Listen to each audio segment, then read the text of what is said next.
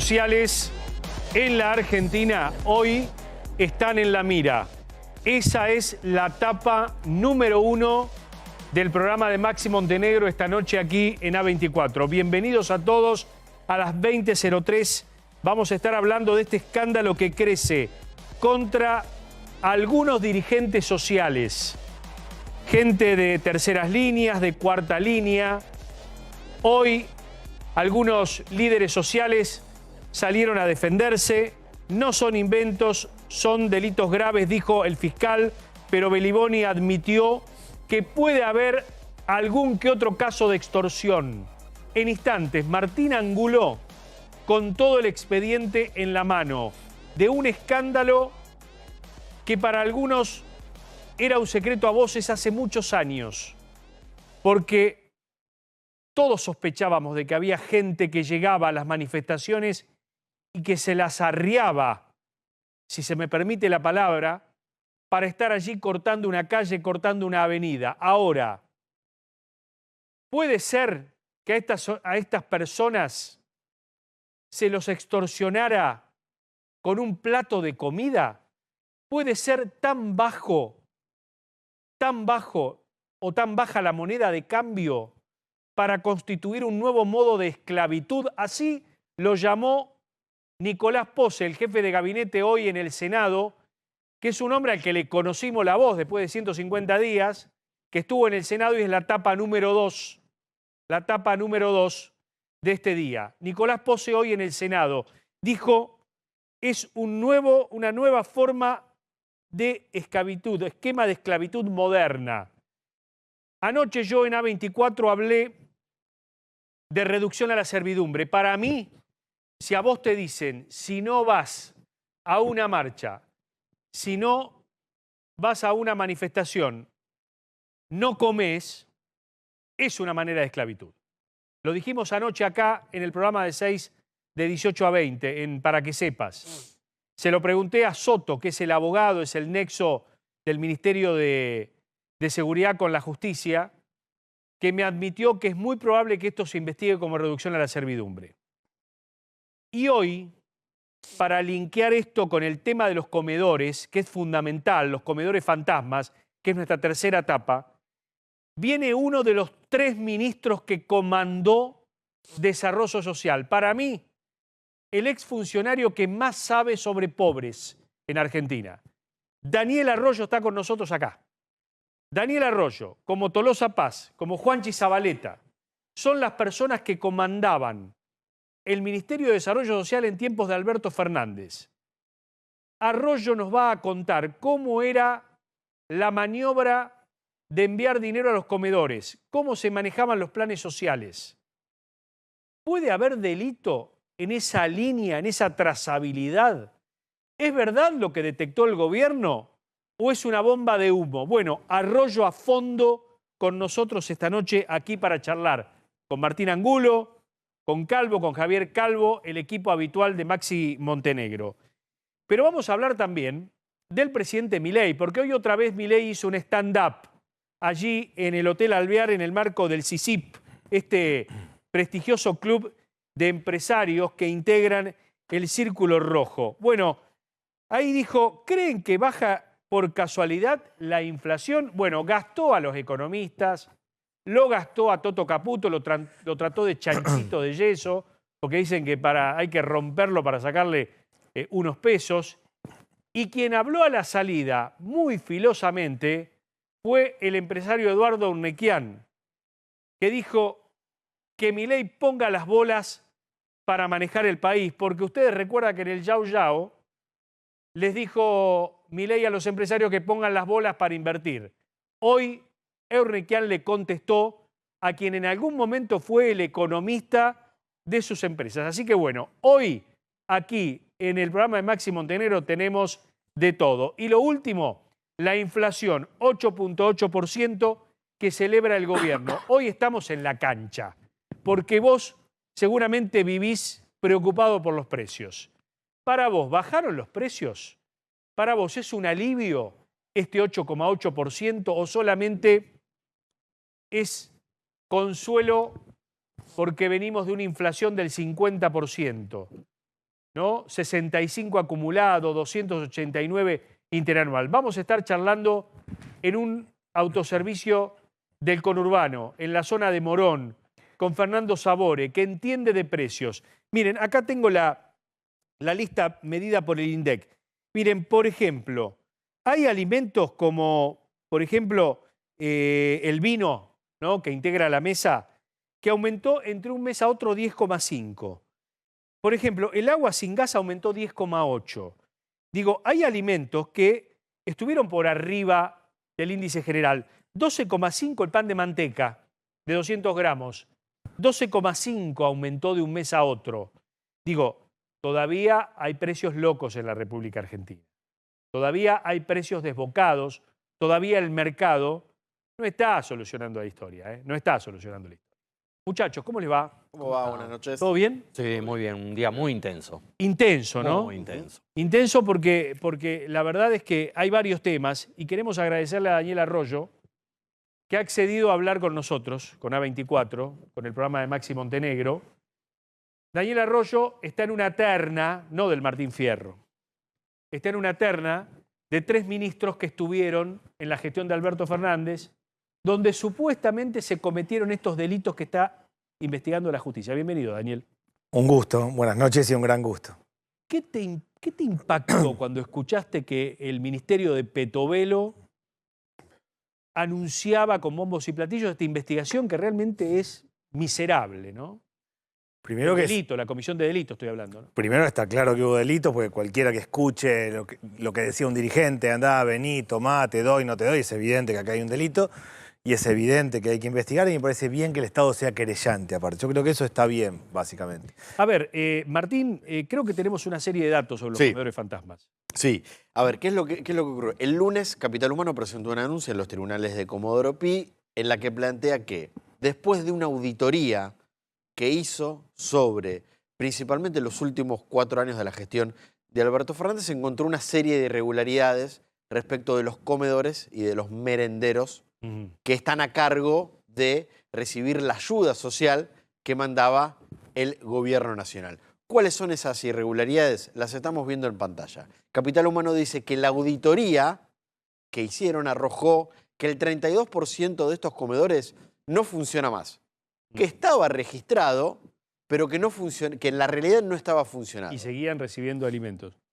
No lo especifica, pero se entiende que si seguían, digamos, inscriptos en el registro que hay a este fin, seguían recibiendo la ayuda. En rigor, una ayuda que el gobierno también había suspendido, ¿no? Una de las críticas y una de las respuestas que desde organizaciones sociales hicieron a esta denuncia es que parte de los comedores dejaron de funcionar porque no recibían la ayuda del Estado.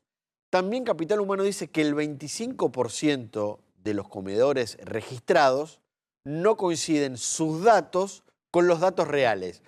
Básicamente nombres, direcciones, domicilios, claro, domicilios, cuentas, etcétera, etcétera. Y también que el 16% de las direcciones que estos comedores declaran como el lugar en el que va a funcionar, nunca funcionó en esos lugares un comedor. De hecho, hay un dato que sobresale en la denuncia, que hay un comedor que se llama Gauchito Gil, que da una dirección, y esa dirección es un country, un barrio privado, en donde obviamente ahí, también marca Capital Humano, nunca funcionó un comedor.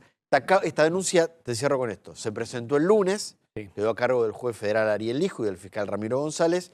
Por lo menos hasta hoy, a primera hora del mediodía, no había todavía lo que se conoce como requerimiento fiscal, es decir, el primer paso que da el fiscal para comenzar a investigar el hecho. Claramente, por la magnitud de la denuncia, va a haber una investigación penal.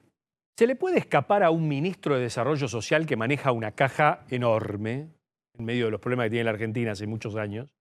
¿Se le puede escapar esto? Primero, yo fui el ministro de la pandemia. Hay 2 políticas alimentarias. Uno es la tarjeta alimentaria, que la creé yo y la continúa este gobierno y amplió los fondos. Yo creo que está bien, que es un mecanismo donde automáticamente se le transfiere fondos a las personas. Y el otro, en la pandemia estaban abiertos todos los comedores y las ollas, porque básicamente no había actividad económica y había que darle de comer a 11 millones de personas. Esa fue la situación que yo viví. Armé la tarjeta alimentaria, que me parece a mí que es casi lo único que sigue del gobierno anterior, en el sentido de que es la única política que ha continuado y me parece que está bien. Y después estaba todo abierto porque en esencia nadie salía a trabajar y todos iban a comer a los comedores. Es decir, vos podés decir acá, esta noche, en A24, que durante tu gestión los comedores a los que asistía el gobierno existían. No había sellos de goma, ni había... para dejar claro, la dimensión es muy grande y puede haber vivos en todos lados.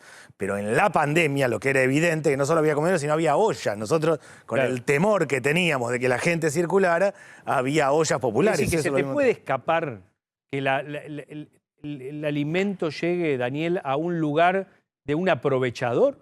Yo digo, distingamos dos planos. Hay un mecanismo que es de transparencia, que lo hice yo en esencia, que es... se carga el tercer viernes de cada mes la tarjeta para la persona y la persona va a comprar. Ese es el mecanismo más grande. Claro. Después está el otro mecanismo que es el tema de los comedores. Está claro, a mí me parece bien que se auditen los comedores.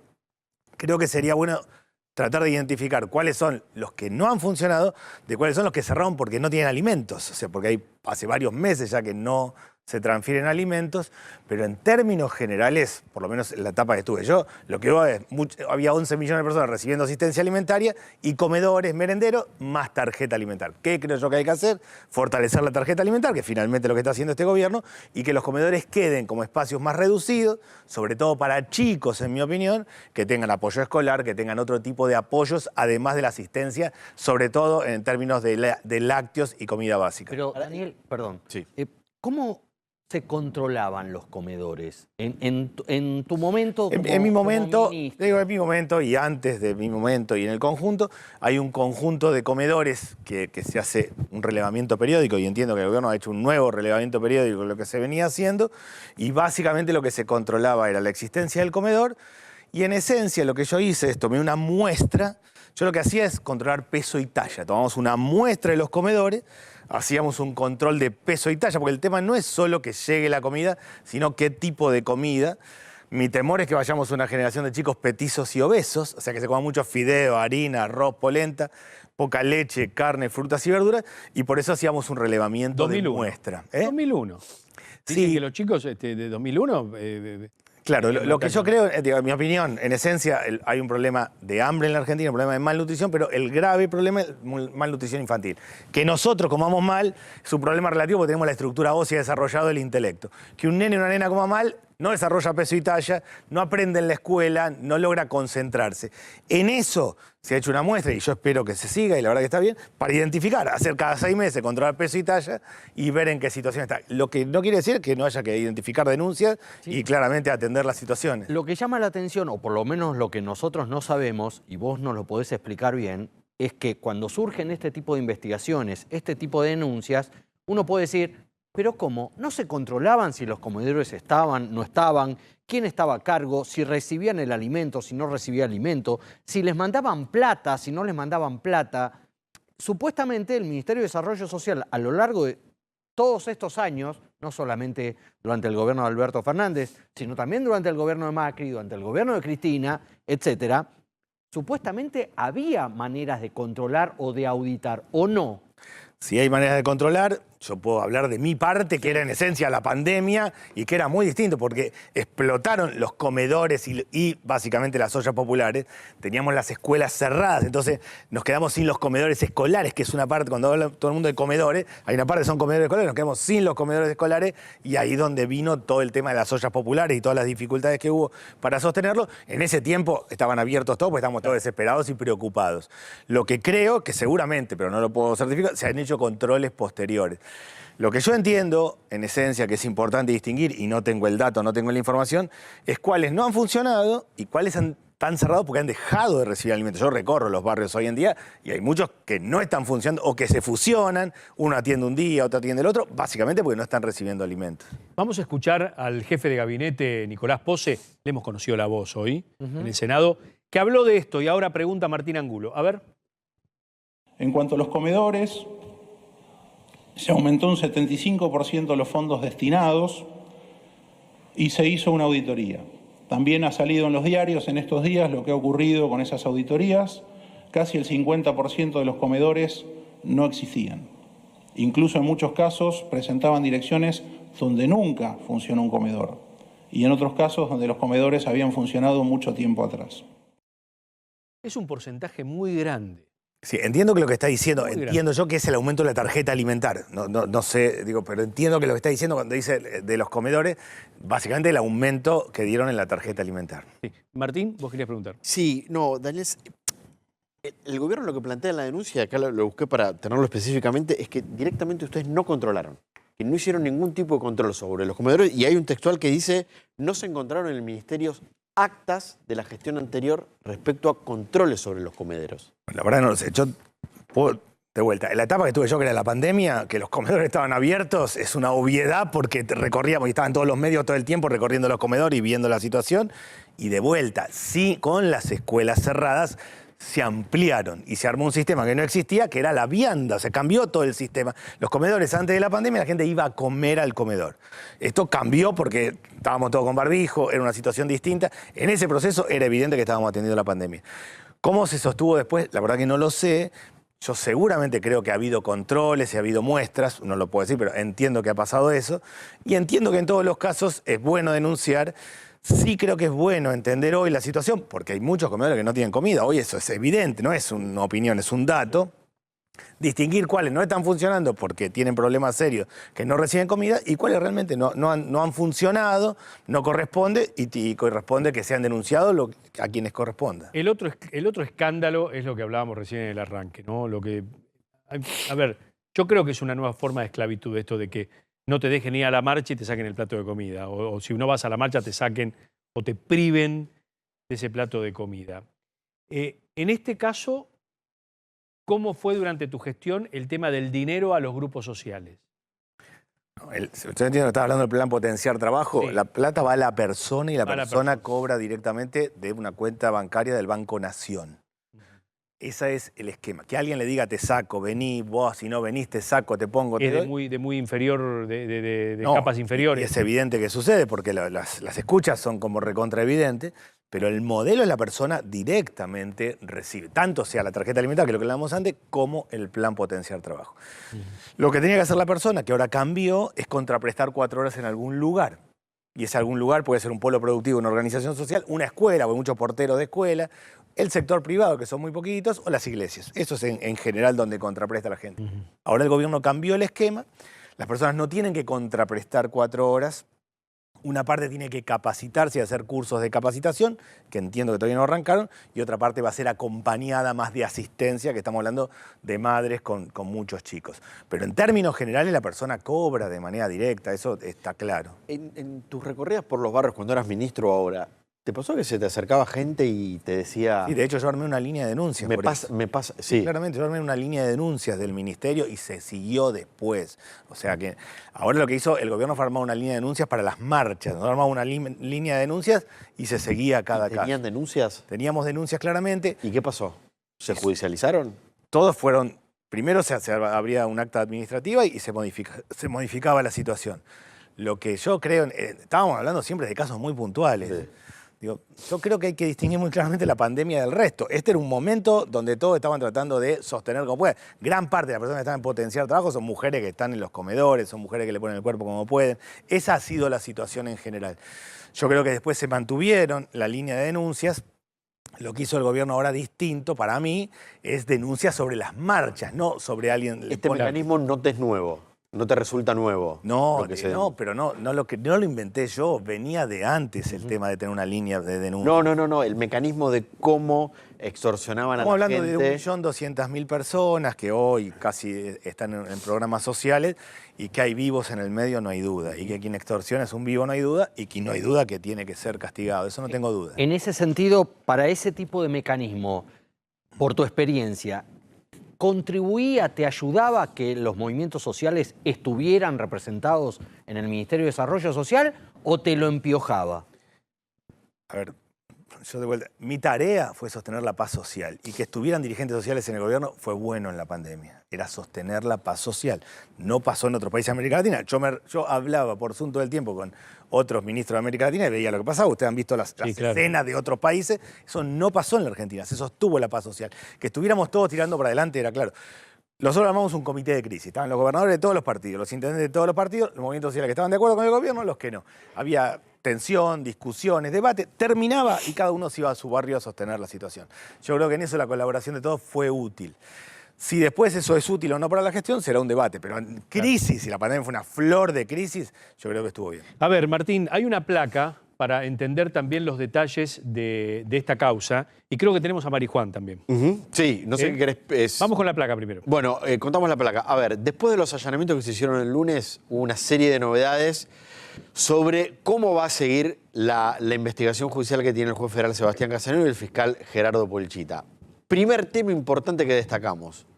En uno de los allanamientos a los comedores se encontró un cuaderno. Ajá. Ese cuaderno comenzó a ser analizado como parte de la documentación que tiene la justicia, y en ese cuaderno los investigadores judiciales encontraron listados de personas que asistían a marchas, listados de personas que no asistían a marchas, listados de personas que recibían alimentos y listados de personas que no recibían alimentos.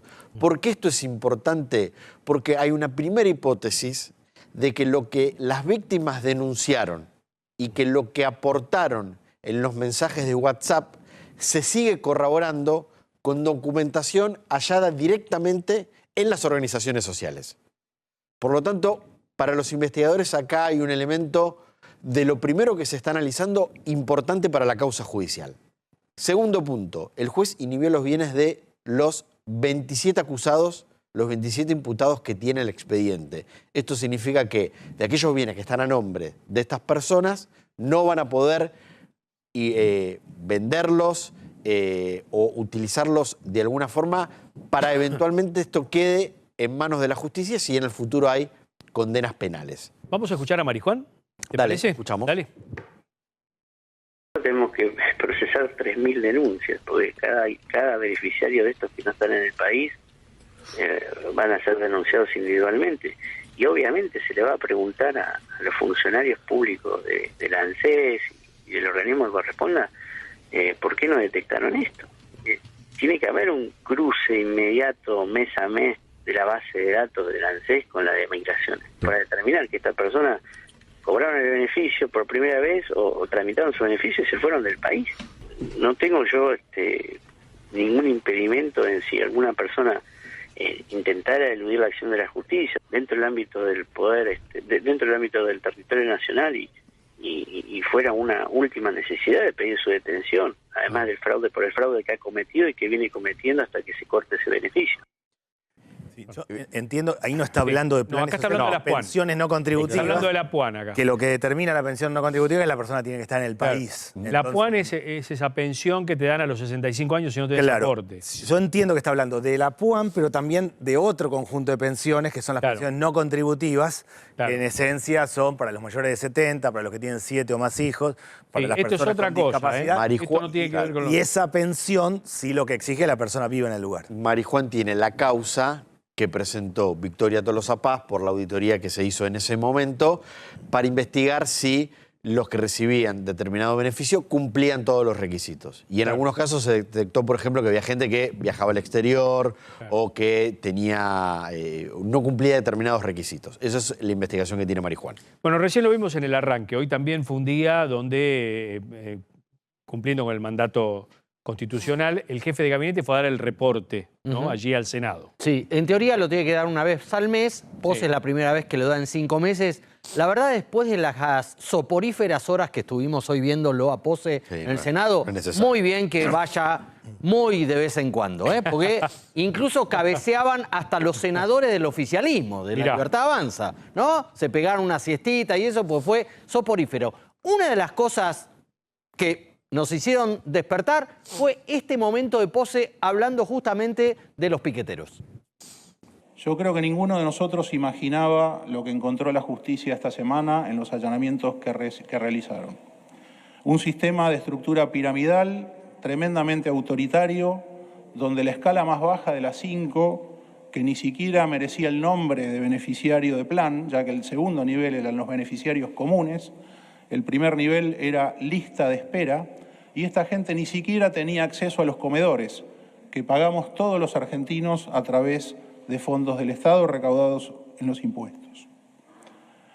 De hecho, este sistema claramente se movía con un esquema de castigos y amenazas.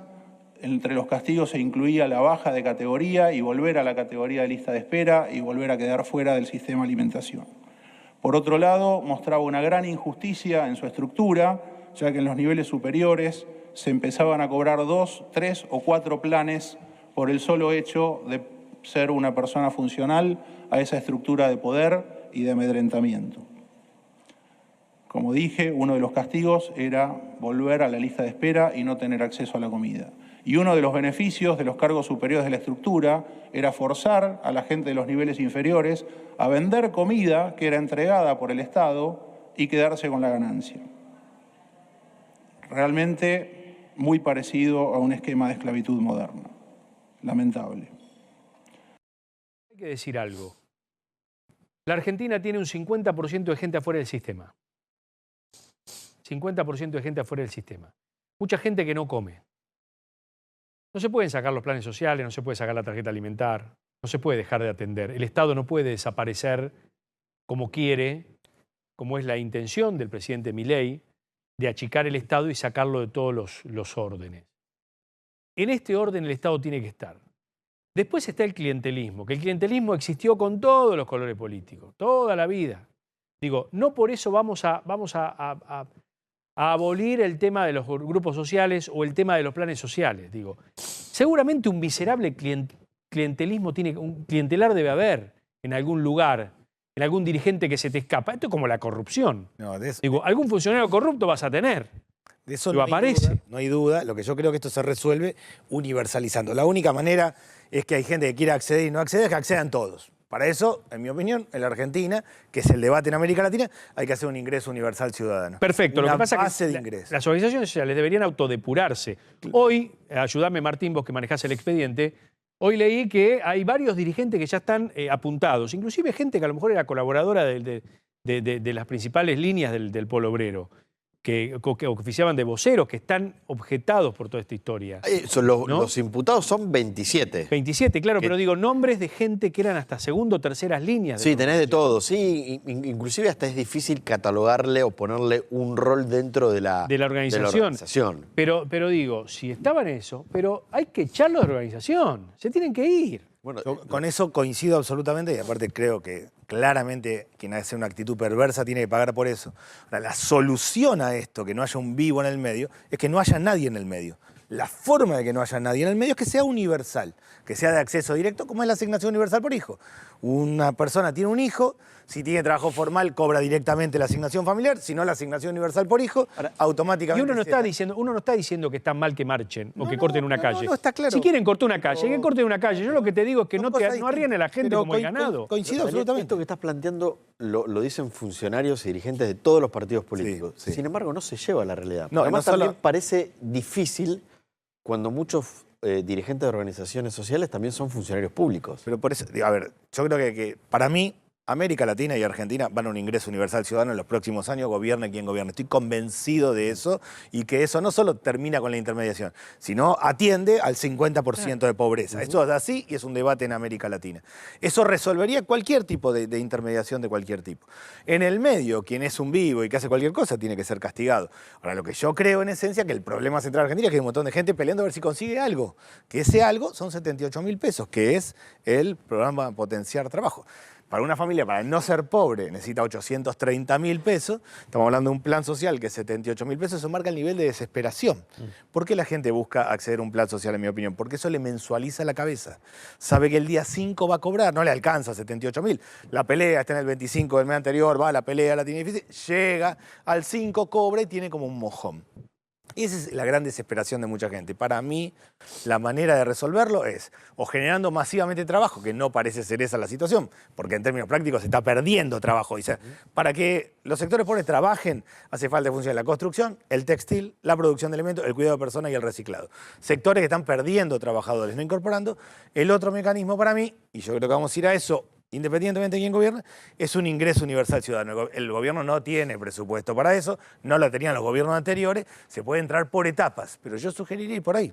Yo te quiero preguntar como última pregunta, si vos creés que Argentina tiene 2 o 3 o 4 dirigentes sociales que uno pondría las manos en el fuego por ellos. Yo tengo este esquema, en mi opinión. Yo distingo a los dirigentes sociales, como distingo al resto de los que viven en un barrio y los que no viven en un barrio. Yo siempre hice ese. Yo voy a un barrio y sale de la casa al lado un dirigente social, está viviendo en el barrio, tiene las mismas condiciones, sufre igual que todo, es una cosa. Quien no vive en un barrio tiene otra situación. Hay gente seguramente muy buena, pero para mí siempre distinguí del que vive en un barrio del que no vive en un barrio. Y con nombre y apellido los tenés. Sí, los tenés identificados. Yo nunca hago nombre. No te pido que hagas nombre y apellido. Yo te digo que no generalicemos. A ver, en términos generales, el dirigente social, como el de lo que fuera, que vive en un barrio, la vive, la pelea, la sufre y vive como todos. El que no tiene la misma situación. Para mí eso es una diferencia, pero que he tenido siempre. Yo estoy en el tema social de que era pibe y participaba en la iglesia, en las misiones que hacíamos, distinguía siempre el que está en el barrio viviendo del que viene de afuera. Para mí eso es una distinción. Daniel Arroyo, gracias por la deferencia de hablar con nosotros. Un gusto, gracias. En serio, esperemos que la justicia logre aclarar esto, ¿no? Que sea transparente esta historia. Absolutamente, y que digo, muy grande. Para mí, más allá de la vía judicial, tiene que dar lugar a otras políticas públicas distintas que mejoren la situación. Exactamente. Muchas gracias. Gracias a ustedes. Bueno, en instantes vamos a hablar todo sobre Milei en el CICIP. Javier Calvo tiene toda la información porque, fue para alquilar balcones, ¿no?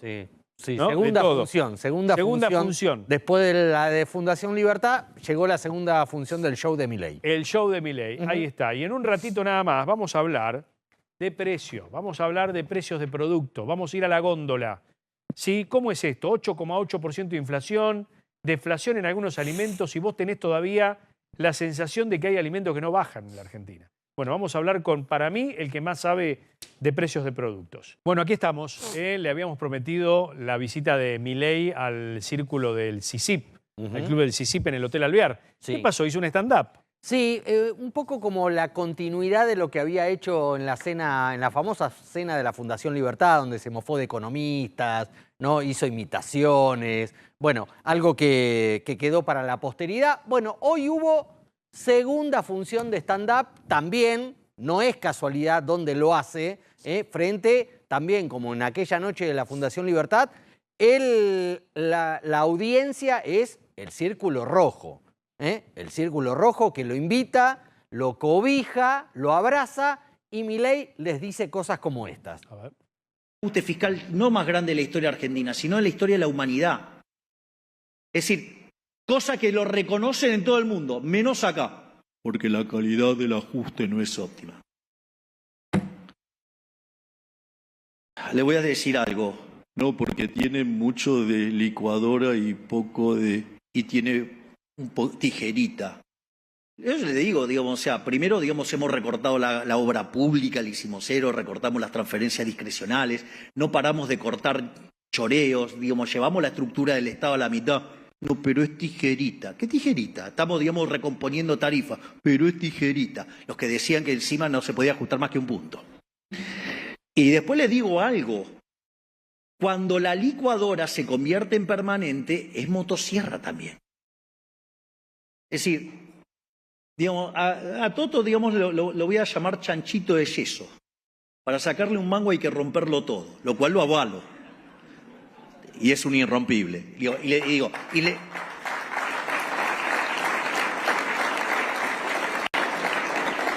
Y les voy a decir algo más. Si alguien lo quiere romper antes, me va a tener que romper a mí, porque yo no voy a entregar el resultado fiscal. Bueno, ahí estaba. Todo muy simpático. Sí, fantástico, todo muy ameno. Sí. Pero si no te va bien con la economía, igual la simpatía... Hay que leer el subtexto de ese respaldo a Luis Toto Caputo, el ministro de Economía, porque desde algunos de los presentes ahí o desde el Círculo Rojo hay algunas operaciones, incluso en algunos medios, de que viene otro ministro de Economía, que Toto Caputo no anda, que... Digo, ¿eso? Tiene que ver con qué responde ahí, por eso él no solamente lo califica como chanchito de yeso, sino que lo banca diciendo, se meten con él, primero tienen que pasar por mí, porque no está ahí de gratis. Pero no solamente habló del ministro de Economía, no solamente se mofó de los economistas que bardean, que critican el estilo de la política económica que tiene Javier Milei, sino que también habla de la baja de la inflación. Escuchemos. Sabemos que esos que hablan de atraso cambiario son una manga de chantas, ¿no? O sea, el tema del cepo, presidente, entonces, ¿alguna referencia más breve para la tele? Cuando lo podamos sacar, lo vamos a levantar. Estamos trabajando. Cortamos los grifos de emisión. Chau, cepo. ¿Y la inflación, presidente? La inflación va a seguir bajando. ¿Algún horizonte temporal para la baja definitiva, presidente? El tiempo es de Dios.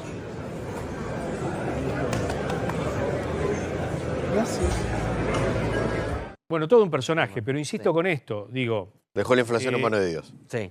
Digo, vamos a ver bajando. qué pasa con la inflación. Vamos a ver esta baja. Algunos le tienen miedo al amesetamiento del 5, el 6%. El gobierno le tiene miedo al amesetamiento, que la B no sea una B, sino una U larga.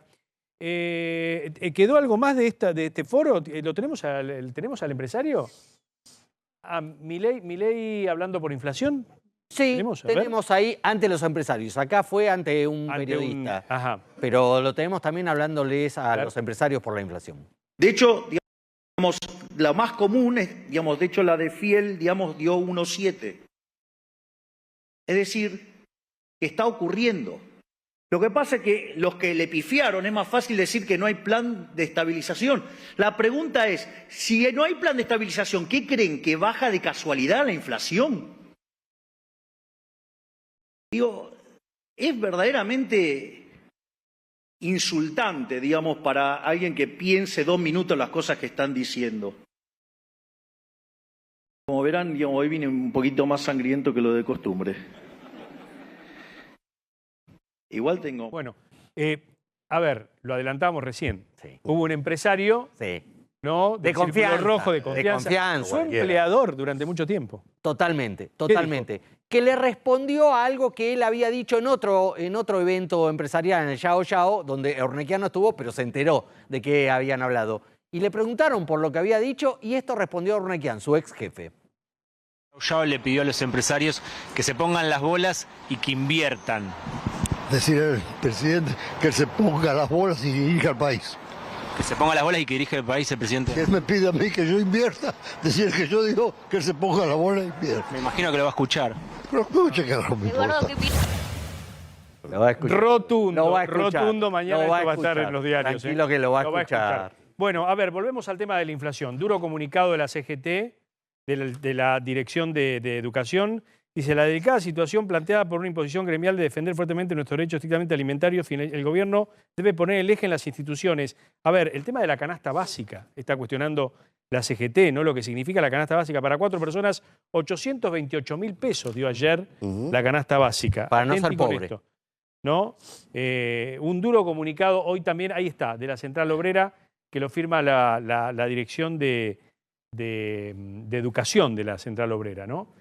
A ver, yo quiero ir a Fernando Sabore, que está allí en Morón. ¿Con quién está? ¿Con Diego y Nicolás? Sí. No. Sí. ¿Es Diego? Sí, sí. Sí, es Diego. Hola, Diego. Buenas noches. ¿Cómo te va?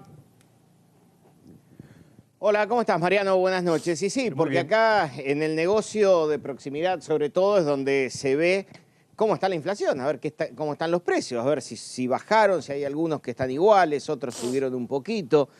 Chiche, ¿cómo se está viendo esta evolución? Diego, digamos que si bien tuvimos un diciembre trágico, ¿no? Con una hiperinflación, enero y febrero los aumentos continuaron, ahí tuvimos una caída de venta casi de un 22%, bueno, ahí empezaron a reflexionar las empresas, no con el corazón, sino con el bolsillo, claro. Y digamos que empezamos a ver que muchos precios comenzaron a bajar. Obviamente todo precio que empezó a bajar lo empezamos a trasladar a la góndola. Entonces yo te digo, en diciembre 1 kilo de azúcar de primera marca lo pagábamos 1.400 pesos y hoy lo estamos pagando 900 pesos de costo. Claro. 1.400 contra 900. Y así, digamos, empieza a ocurrir lo mismo en las galletitas, en los fideos. A ver, estoy viendo acá, por ejemplo, un tallarín que ya está por debajo de los 1.000 pesos. Bueno, todo lo que es fideos, digamos, hay un montón de marcas, inclusive allá tenés uno más barato de 800 pesos. Digamos, esos fideos estaban más o menos en un 20-22% arriba. Todo lo que nosotros compramos más barato, obviamente lo trasladamos a la góndola, ¿cierto? Sí. Fernando. A ver, María, sí, ahí te está escuchando, Mariano. Hola Mariano. Hola, Fernando, ¿cómo estás? Vos siempre que hemos ido a entrevistarte, Bien. hablás de que a veces llegan las listas de precios que son incomprables, ¿no? En el canal de mayorista de distribución. ¿Vos ahora notás que los precios están encontrando su lugar en algunos productos? Digamos, Mariano, que lo que veo es que comenzaron a bajar, pero porque la gente reguló esto, Mariano. O sea, mucha gente en productos que estaban demasiado caros, algunos no lo podían comprar por un tema económico y algunos se negaron a comprarlo, Mariano. O sea, algunos dicen, no voy a pagar este disparate. Entonces, reunión con la empresa de gaseosas, reunión con la empresa, o sea, y todos plantearle lo mismo. Estás muy caro, a este precio no vas a vender. Lo que es la marca PYME te está ganando góndola. Y esto es lo que empieza a ocurrir. La gente decide, Mariano. Claro. ¿A vos había productos que te quedaban de clavo porque no los vendías?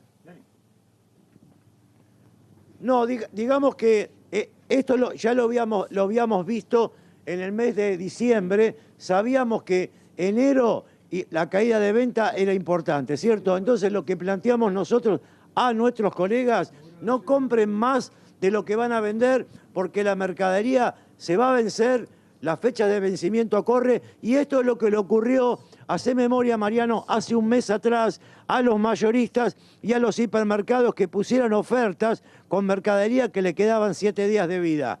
Ellos sí les pasó. ¿Por qué? Porque fueron egoístas, porque guardaron la mercadería, porque especularon, porque pensaban que iba a estar más cara. Bueno, eso es lo que le ocurrió. Mercadería que se le venció. A nosotros no, Mariano. Fernando, buenas noches. Hablaste de los productos de las empresas PYME. ¿Aparecieron más en estos últimos tiempos que, por ejemplo, el año pasado? Digamos que comienzan... Mirá, yo te voy a mostrar... Voy a tapar la marca, más allá de que a los hitos simpáticos lo conoces, ¿cierto? Este pan hay que venderlo en 3.600 pesos. Fíjate, 550 gramos. Claro, ahí está. Bueno, ahí está. Este pan, fíjate, ¿cuánto cuesta ese? Lo podemos vender en 1.300 pesos. Re barato, 490 gramos. Yo lo que digo es lo siguiente, vos estás en Morón, pero vos estás en Morón. No te miento, ahí están los precios. Está bien, pero vos estás en Morón y a lo mejor ahí la gente regula el mercado. Pero qué sé yo, acá en un barrio de la capital, la gente sigue arrasando con los precios caros. Entonces, si el consumidor sigue naturalizando los precios, hay lugares donde los precios no van a bajar, Fernando. Digamos que evidentemente el comerciante, yo creo, ¿no? Y es un tema que lo hablamos con los colegas, es, muchachos, si compramos barato, bajemos los precios. Porque si no bajamos los precios, no vamos a vender. O sea, hoy hay que apostarle, digamos, a la rentabilidad lógica, pero no podemos pretender ganar demasiado porque si no, yo creo que en este tironeo que estamos viviendo hoy, nosotros... No digo que le ganamos al hipermercado, pero que hemos recuperado a mucha gente, ¿cierto? ¿Por qué? Porque la gente ya no puede llenar un changuito de 300.000 pesos, que es una compra semanal, quincenal, mensual. Bueno, entonces, digamos, se maneja mucho en el día a día y uno ve que el ticket promedio en nuestro negocio está entre 7 y 10.000 pesos. Segundos. Bueno, es lo que puede comprar la gente. Corto, Fernando. ¿Qué producto se volvió a vender en este último tiempo que tiempo atrás se había caído? Bueno, el tema fiambres es algo que otra vez empezamos a recuperar, pero ¿por qué? Porque todos los frigoríficos aproximadamente bajaron entre un 20 y un 22%. Ahí está el dato. No es lo mismo los quesos, ¿eh? Los lácteos siguen caros. Los fiambres han bajado una barbaridad. El queso es un lingote de oro, es un trozo de queso. Fernando, gracias por la amabilidad de siempre. Y gracias, Diego de Nicolás. Un gustazo. Hasta luego. Gracias a los dos. Bueno, nos vamos. Mañana vuelve Maxi Montenegro en este horario. Correcto. Javier, acá estaremos. Un placer, Gracias por como todo. siempre. Se quedan ya con QR. Ahí está toda la gente. Lo veo a Pablito Caruso, lo veo a Hernán Lexter. Viene Claudio Martínez, ¿no? A cargo del programa. QR en la continuidad periodística de A24. Gracias por habernos acompañado.